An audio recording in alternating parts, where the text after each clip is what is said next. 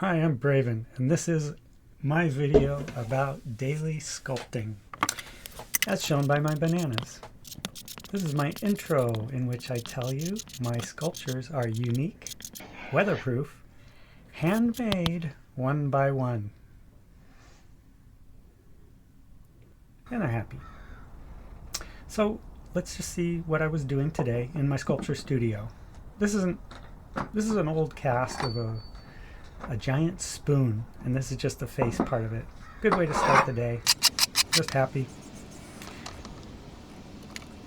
The first thing I'm doing today is just cleaning off my table a little bit. Then let's take some concrete sculptures out of their molds. These are concrete sculptures that I cast yesterday. I made these molds out of silicone rubber, just off of clay sculptures. That one turned out nice. I like concrete because it's weatherproof.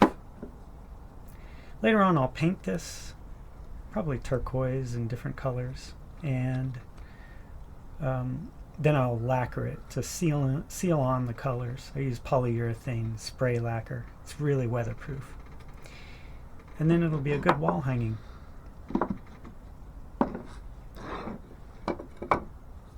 These both turned out really nicely. You see how there are almost no pits or bubble holes or voids in the surface? That's really hard to do. It took me 10 years to learn how to do that with concrete.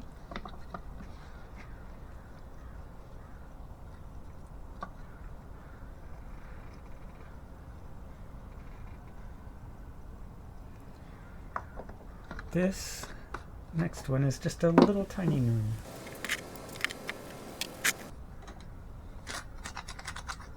It's fun to work in a material that's designed to be used by the cubic yard and to use it by the ounce.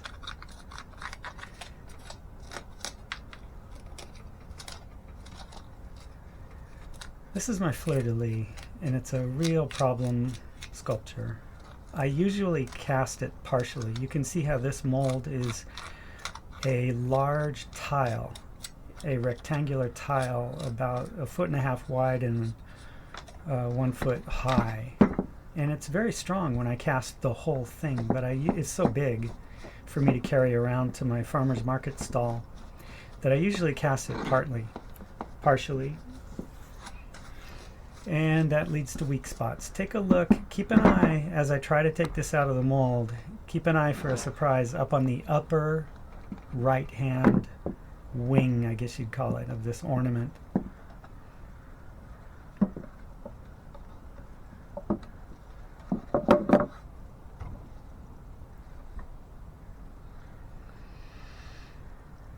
It has a lot of detail in it, so it can be tricky to take it out of the mold. Even though it's a simple form, just a basic dish, a one-piece mold, it should be simple.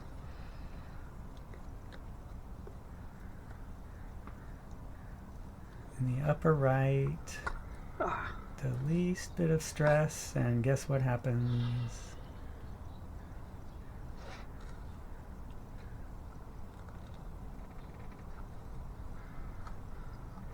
Did you see that?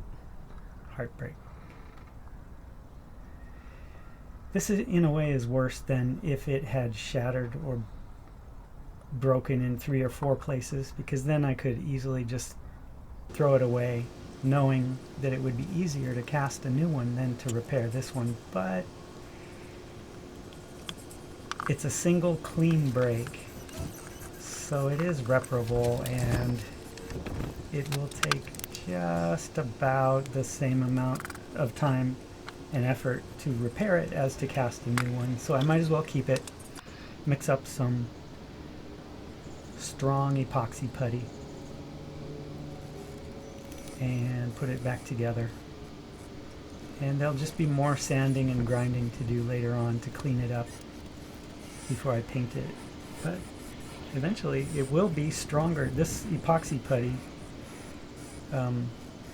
is stronger than the concrete itself, so it'll be better than a pristine, perfect cast. So And I mixed up a little bit of extra epoxy putty, so why not repair another sculpture that has some non-structural cracks in the surface layer of concrete that are unsightly and need to be patched up. This is not really art conservation because it's irreversible. This stuff is stronger than the concrete. It's PC Woody is the brand of it, and it's just a epoxy putty. Very sticky and hard to work with, but completely strong. As strong as fiberglass in these small amounts.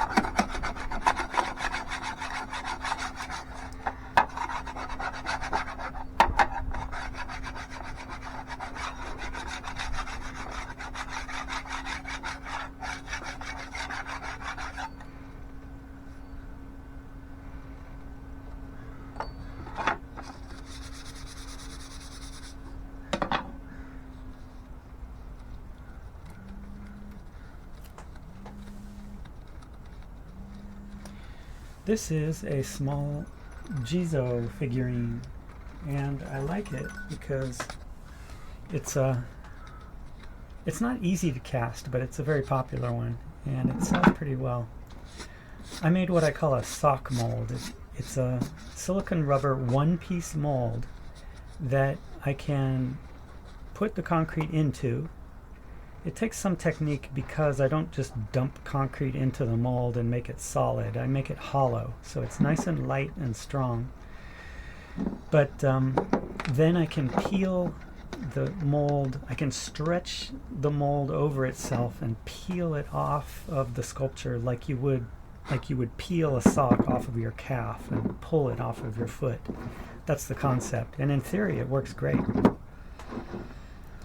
To do that, the mold has to be just the perfect thickness. Less than a half an inch and more than a quarter. So about a third of an inch thick. Thicker, and you won't be able to stretch it over itself and peel it off. Thinner, and it will start to tear after a few casts. I've cast more than 100 of these over the past 2 years, of these Jizo figurines in this mold using this method. And I've learned by experience the only way to make it work is to use a very thick coat of vegetable shortening to grease it up.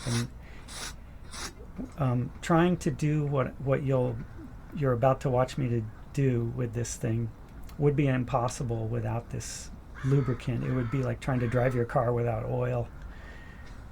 But I've done it about 100 times or more with this mold, and it seems to be working.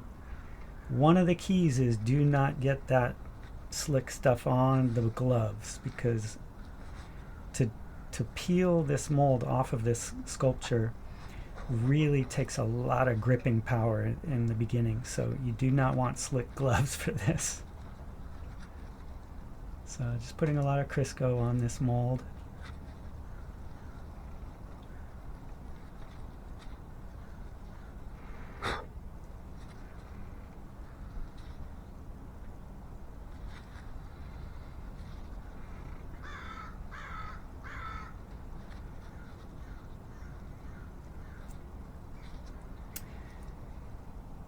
It's a pretty stressful process too, so it kind of stress tests the sculpture. If I've made it too thin, it will break. And if I made the sculpture too thick, it'll be too heavy, or maybe worse yet, top heavy. So there I go, stretching this. There are often some reverses. 2 steps forward, 1 step back. There we go. I think it's started. Now we just roll it, peel it right back, and my gloves are dry, and they can't have any of that Crisco on them. And the inside of the mold, I painted it with a very faint layer of Crisco before I cast the concrete in it to help the concrete release itself, but not enough that it would affect my grip when I'm taking this sculpture out of the mold.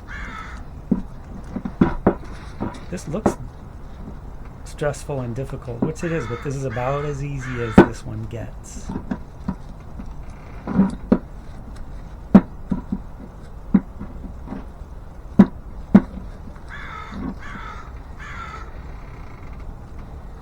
But it's pretty popular. I will be delivering 12 of these tomorrow morning to a gallery.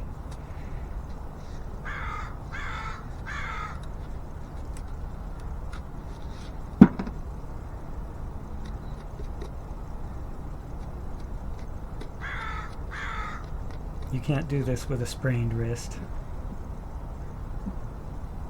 I've learned. It's going to need a little more slick stuff in here, so I'm just dabbing some more Crisco around the edges.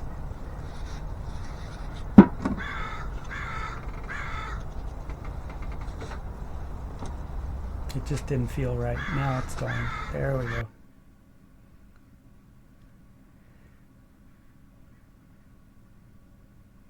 Now, if I've cast the top of the sculpture too thin, it's going to break.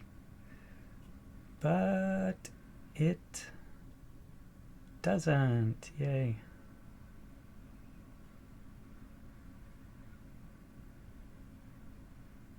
Little fixable imperfections, no problem.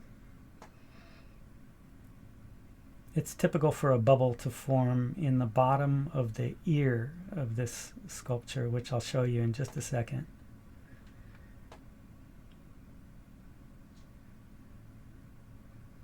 Very few imperfections. I love it. There's that hole. That's due to a bubble that formed in the concrete, which to a certain extent you can't help. It's easy to fix with a little bit of putty. It'll take 10 seconds. That's it.